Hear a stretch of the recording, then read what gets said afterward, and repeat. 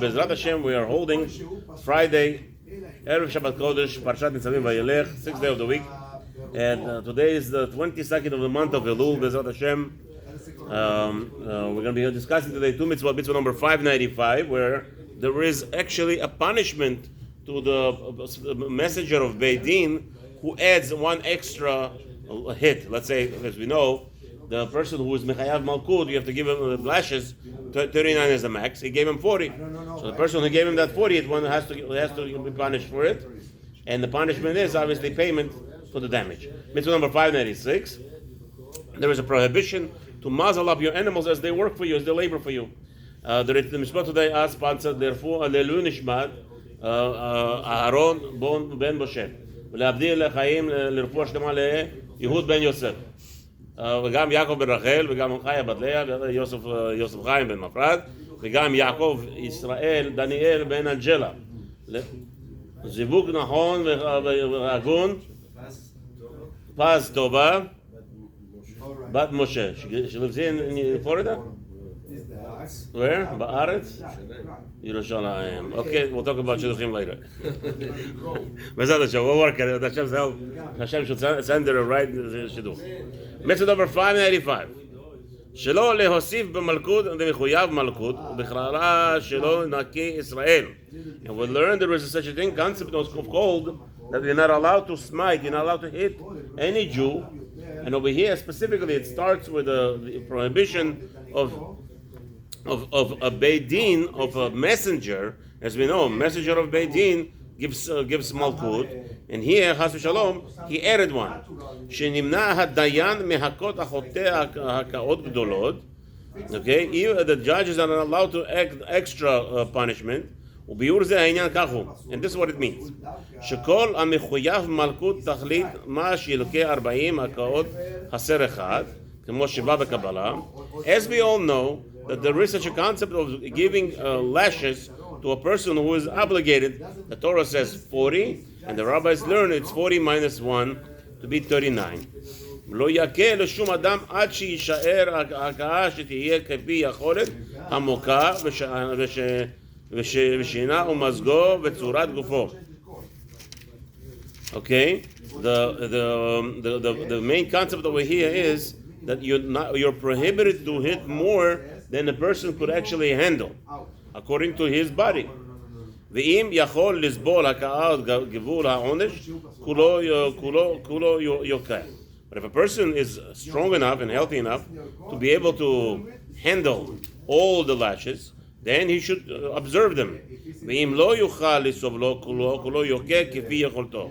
But a doctor will evaluate his physical state, and if he cannot handle 39 lashes, then the doctor will announce approximately, according to his understanding, how many lashes can this person withstand. Even one, if the doctor says he could only withstand one lash, then that's what happens. And that means the guy, he ate a piece of steak from the chazir, and now he gets one lash because he physically cannot handle it.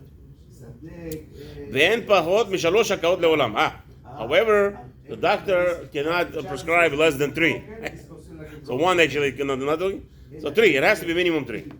והקהלית חשבון מניין המלכות לעולם 40 חסר אחד, כמו שאמרנו, but really we know that according to Torah it has to be 40 lashes minus 1. ובאה המניין להוסיף להכותו אפילו הכאה אחת על המניין הזה או על מה שישאר השופט שיסבלו. And there is a prohibition now, this prohibition comes that adding anything extra on what the Torah wrote or this doctor prescribes. כל זה נאמר, as it says over there in chapter 25, chapter 25 in Dvarim, pasuk 3, לא יסיף, you may not add, לכן אמרו בספרי, and it's explained over there in Sifri, אם הוסיף עובר בלא תעשה. Now if a Jew, the messenger of Beit Din, adds and hits him more than the Beit Din prescribed, he breaks the Torah and the Torah prohibition, lo taseh, mitzvah number 595.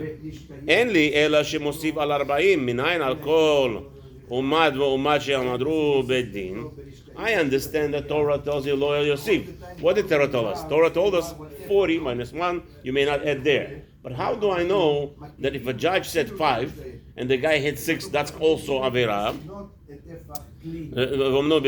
Talmud Lomar lo Yosif pen Yosif.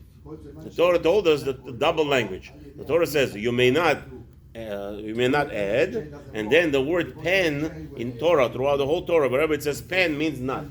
Be careful not to. And the Torah said pen Yosef. So why the double language? One place says don't add, and then it says don't add again. Wait a minute, what's the purpose? To teach you the specific lesson is that when the doctors decreed that this person should get 5 lashes, not more, that's what it means. 5 and not more. And if somebody hit him 6 times, he's gonna be over Isur Lo Ta'aseh, so he's gonna get probably lashed for it. He's probably gonna lash for it. But if there's what about if there is payment? I mean, over here we know that what Ayin Tachat Ayin. What does Ayin Tachat Ayin means? Many people don't understand. The goyim, the fools, they think eye for an eye means if the guy ripped out somebody else's eye, now they're going to come and rip out his eye. What's the benefit in that? So Ayin Tachat Ayin over there we learn it means you have to pay him for the eye, value of the eye. So over here, if the guy hit him 6th makah, and now he's more not healthy, but the question is, how can you evaluate? How can you evaluate? So the because the doctor said 5 lashes, right? The doctor said 5 lashes, and the 6th lash, is it really the one that did him in? Right? Let's say he kills him.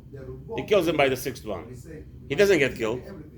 He doesn't get killed. He over his he added extra. So he gets lashed, 39 lashes. But he's not going to get killed because he murdered him.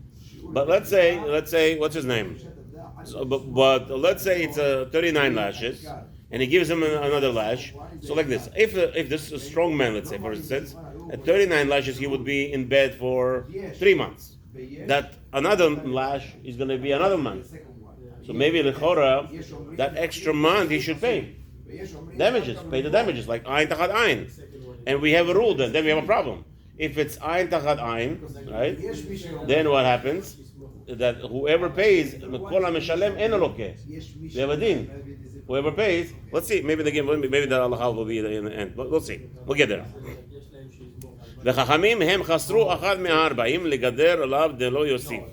The whole purpose now, you're going to ask, I don't understand, who are those rabbis? The Torah says 40, where do you come up with number 39? Right? So the lesson is beautiful. The rabbis themselves came in and said, take off 1. Why? That you should not come close to breaking this Isur Deoraita. So it's a gather. We have Alachot Muktzah. This is just like Muktzah. Torah said 40. So we're afraid if you're going to tell him to do 40, he's going to get 41. So do 39. You take an odd number, very crazy number, and you make him, the person who is the Shliach Beidin, he's going to be more careful. He's not going to be going wild. This is how Rambam explains. However, the Gemara it's not so obvious according to the Gemara. And later on we learned that this also comes to teach us to prevent us from hitting another Jew. We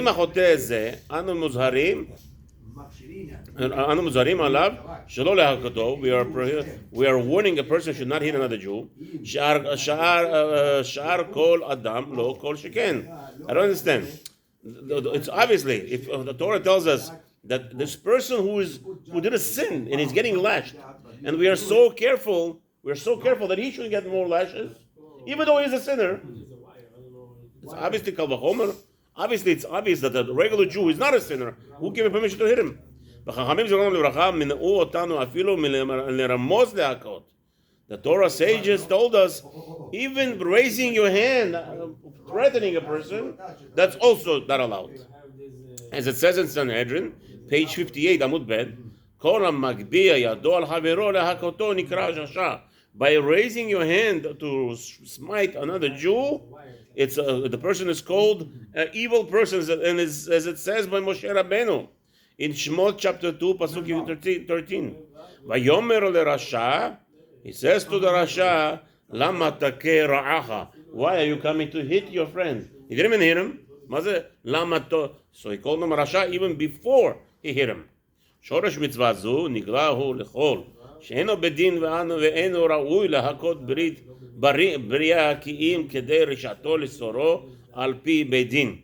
The whole purpose of that, we're talking about a merciful nation, a nation of Am Yisrael, Rahmanim bnei Rahmanim. They're going out of the Rahmanut and hitting somebody. Why are you hitting him? You know why you're hitting him? Because you want him to stop doing Avirah. Therefore, you're not allowed to do more than that. And a regular Jew, why are you hitting him? He said something. Who cares what he said? I don't understand what this nonsense. We're being brainwashed non-stop. Oh, he said something bad about me. Oh, he said something bad about my mother. He said something. Alas. Oh, he said something bad about my rabbi. You know, there's excuses. People give excuses just to hit. Because the nature, don't forget, we are naturally evil because we have Yetzer Hara from first day of our lives till the 13th. So we're looking for any excuse, any justification. By a goy, Rahman al-Islam, the goy has this. One justification. Billions reasons say not to hurt it person. One reason says yes, he'll use that one reason. That's the goy. We're not goyim, Baruch Hashem. We are the gentlest nation. We're the gentlest neshamot, gentle behavior, and therefore the Torah is constantly warning us to stay away from such a behavior. So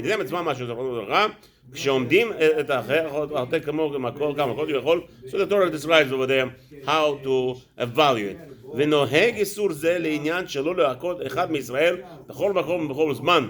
So you know now from here, you know mitzvah number 595. Remember that. Let's etch it into our head.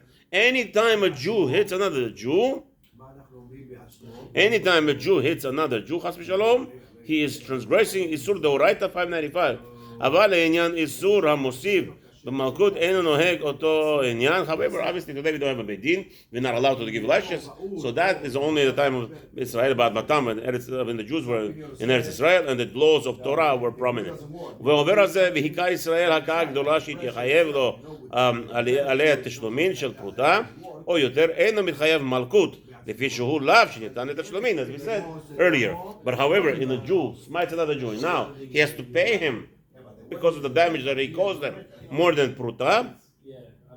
He has to pay him. So now you have a fight. Two kids fighting over 13. One is hitting the other, causing him a blue mark. The other one hits the other, causing him a blue mark. You know what the rule is? Each one has to pay the other one. Each one has to pay. And more than that. There's more than that. You have to evaluate what is the standards. Let's say a Kohen, a kid, chas v'shalom, raised his hands on a Kohen. Now a Kohen has a blue mark, and Israel gets a blue mark. Who gets paid more? Today we don't have these evaluations, but in the Torah time, they would evaluate what's to be the value. Somebody hits the Kohen, he'll get more punishment. He have to pay more because he embarrassed the Kohen now. The Kohen is walking around with the blue mark. It gets embarrassed. Oh, that's going to be also nichlal. There's a lot of things involved. It's kedai, stay away, and not to hit other people. Okay, mitzvah number 596. We already touched a little bit on this, as we said. A person who works with you in a restaurant, you are prohibited to tell him not to eat, as we said. This is related to this.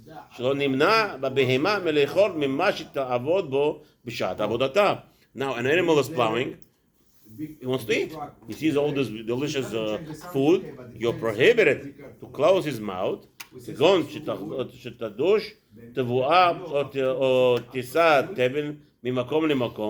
animal transports what's his name? Grains or the thing that I don't know if they eat flour. I don't think they eat grains. They eat tevin. Tevin is the stalks. Straws. They carry straws. They eat the straw. So you don't want him to eat the straw. You cover his mouth. Chas v'shalom. Prohibited to cover his mouth.